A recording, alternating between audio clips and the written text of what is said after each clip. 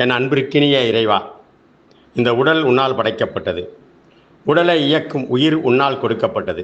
இன்று இந்த உடலையும் உயிரையும் வைத்து என்னவெல்லாம் செய்ய தீர்மானித்திருக்கின்றீர்களோ அது அப்படியே நிறைவேறட்டும். இதற்கு இடையூறாக இந்த உடலும் உயிரும் இருக்குமானால் அதை தடுத்து நிறுத்தி தங்கள் தேவையை, சேவையை பரிபூரணமாக நிறைவேற்றிக் கொள்ளுங்கள். நான் முழு மனதோடு சம்மதிக்கிறேன். நான் முழு மனதோடு சம்மதிக்கிறேன். வணக்கம். நீண்ட நாளைக்கு பிறகு என்னுடைய அன்பு ரசிகர்களை நான் சந்திக்கிறேன். என்னுடைய அனைத்து நிகழ்ச்சிகளையும் தொடர்ந்து பார்த்து ரசித்து என்னைய பல பேர் பல விதமாக பாராட்டிகிட்டு இருக்கீங்க. அது எனக்கு ரொம்ப மன நிறைவாக இருக்கு. இன்றைக்கு நான் என்னுடைய நண்பர்கள், ரசிகர்கள் இவர்களெலாம் கேட்டுக்கிட்டு ரொம்ப நாளாக கேட்டுக்கிட்டு இருந்தாங்க. ஒரு ஐயப்பன் பாடல் ஒன்று வேணும், அது சார் பண்ணுங்கன்னு சொல்லி கேட்டுருந்தாங்க. அதனால் ஒரு ஐயப்பன் பாடல் பாடியிருக்கேன். அந்த பாடல் நாளை மறுநாள் புதன்கிழமை அன்னைக்கு நம்மளுடைய தயவு செய்த இணையதளத்தில் வெளியிடுறேன்.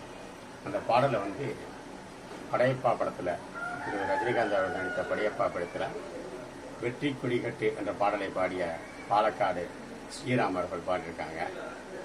திரு ஜானகிராஜ் அவர்கள் இசையமைச்சிருக்காங்க. உங்களுக்கு தெரியும், வரிகளை எழுதுனது நான். நிச்சயமாக இதுக்கு முன்னாடி நீங்கள் ரசித்த மாதிரி இந்த ஐயப்பன் பாடலும் உங்களுடைய ரசனையை தூண்டுகிற வகையில் இருக்கும் அப்படின்னு நான் எதிர்பார்க்குறேன். அதை பார்த்துட்டு உங்களுடைய பதிவுகளை வைத்துத்தான் நான் இன்னமும் என்னை எப்படி நல்ல ஒரு கவிஞனாக இன்னும் மாற்ற முடியும் என்று நான் நிச்சயமாக அதற்கான முயற்சியை ஈடுபடுவேன். அந்த வகையில் தொடர்ந்து அதற்கு அடுத்த வாரம் சிவன் பாடல் உண்டு. அதுவும் நிறைய நண்பர்கள் நீங்கள் ஒரு நல்ல கவிஞனாக இருக்கணும்னு சொன்னால் ஒரு சிவன் பாடல் எழுதணுங்க. ஒரு சிவன் பாடல் நல்ல பாடல் எழுதினீங்கன்னாக்கா ஒரு நல்ல கவிஞன் அப்படின்னு ஒரு சில நண்பர்கள் தமாசா சொன்னாங்க.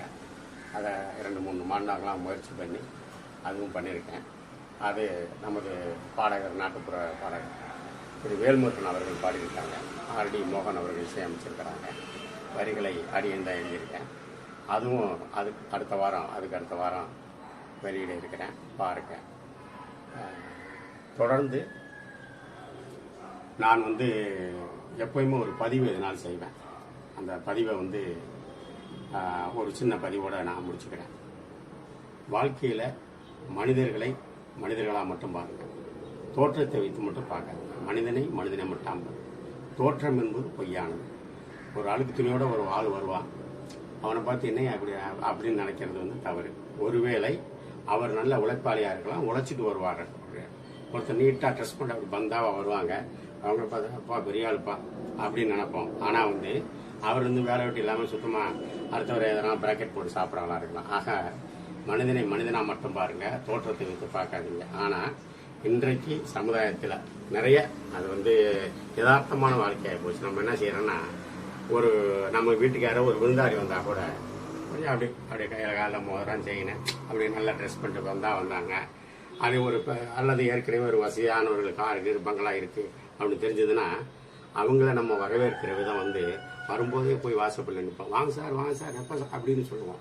அதே சமயத்தில் கொஞ்சம் ஏழ்மையானவர்கள், கொஞ்சம் வறுமையாக இருக்கவங்க, நம்ம உறவாக இருந்தாலும் கூட சரி, உடன் பிறந்தவர்களாக இருந்தாலும் கூட சரி, அவங்கள வரவேற்கிறது உண்மையிலேயே அந்த மாதிரி வரவேற்கிறோமா அப்படின்னு கேட்டால் எனக்கு தெரிஞ்சு ரொம்ப கம்மி தான். அப்படி தான் சொல்லுவேன். இல்லைன்னு சொல்ல முடியாது.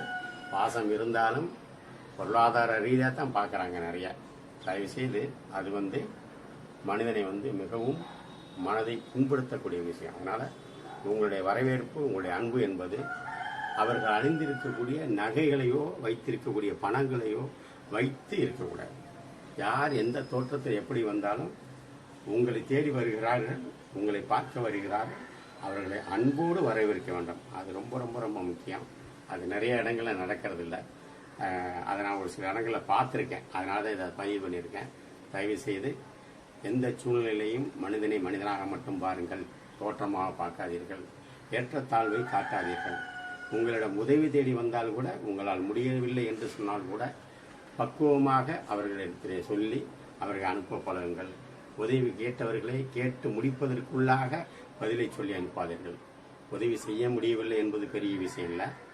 ஆனால் உதவி கேட்கின்றவர் மனம் வேதனைப்படுகின்ற அளவுக்கு எந்த செயலும் செய்யாமல், அப்படிங்களா, வாங்க உட்காருங்க, என்ன பிரச்சனை, நான்லாம் பார்க்காததாங்க, உங்களுக்கு தெரியாதா என்னை பற்றி, நான்லாம் எவ்வளோ கஷ்டப்பட்டுருக்கேன், இன்னைக்கு என்ன நல்லா இல்லையா, இதெல்லாம் கவலைப்படாதீங்க, இருங்க உட்காருங்க, எங்கள் தைவா காம்பு கொடு, டீ கொடு அப்படின்னு சொல்லி அந்த ஆதரவு கொடுத்து, உங்களால் பொருளாதாரம் இல்லைன்னு சொன்னால் கூட அவரால் புரிந்து கொள்ள முடியும். இவர்கிட்ட பொருளாதாரம் இல்லை, இருந்தால் நிச்சயமாக நமக்கு செஞ்சுருப்பார். ஆனால் இவர் நான் கொடுத்துருந்தா கூட எனக்கு இவ்வளோ பெருசாக தெரிஞ்சிருக்காருங்க. ஆனால் அவர் போய் என்னை உட்கார வச்சு டீ கொடுங்க, அடி கொடுங்க, நான் 5-10 நிமிஷம் பேசி ஆறுதல் பண்ணி என்னை அனுப்பிச்சார் பாருங்க. எனக்கு அதுதாங்க என்னால் என்னைக்கு மறக்க முடியாத விஷயம்னு. அவர் பல நண்பர்களோடு அதை பகிர்ந்துக்குவார். ஸோ உங்களுடைய அந்த வார்த்தை என்பது நீங்கள் கொடுக்கின்ற பொருள் அல்லது கொடுக்க முடியாத ஒரு பொருள், இதையெல்லாம் தாண்டி அவருடைய மனதை காயப்படுத்தாமல் இருக்க வேண்டும். நீங்கள் உங்களுடைய செயல் அவர் மனதிலே எப்பொழுதும் நிலையாக நிற்க வேண்டும். அது மாதிரி நீங்கள் நடந்துக்கணும்னு சொல்லி உங்களை அன்போடு கேட்டுக்கிறேன். தயவு செய்து நான் எழுதியிருக்கிற இந்த பாடல் வரிகள் என்னுடைய அறிக்கு உட்பட்டு நான் எழுதியிருக்கிறேன். இதனால் பிழைகள் இருந்தால் சுட்டி காட்டுங்க, திருத்தது இருந்தால் சொல்லுங்கள். தயவு செய்து இதையெல்லாம் தாண்டி நான் சப்ஸ்கிரைப் பண்ணுங்க, பெல் அழுத்துங்க, அதெல்லாம் நான் கேட்கறதே இல்லை. எப்போனாலும் கேட்குறேன், தயவு செய்து பண்ணுங்க. பண்ணிங்கன்னா எனக்கு கொஞ்சம் நல்லா இருக்கும். அவ்வளோதான் நான் சொல்கிறது, அதுக்கு மேலே ஒன்றும் இல்லை. உங்களை அன்போடு கேட்டுக்கிறேன். நன்றி, வணக்கம். பாருங்கள், ரசிங்கள். எனக்கு எப்போதும் உங்களுடைய ஆதரவு வேணும். நன்றி, வணக்கம்.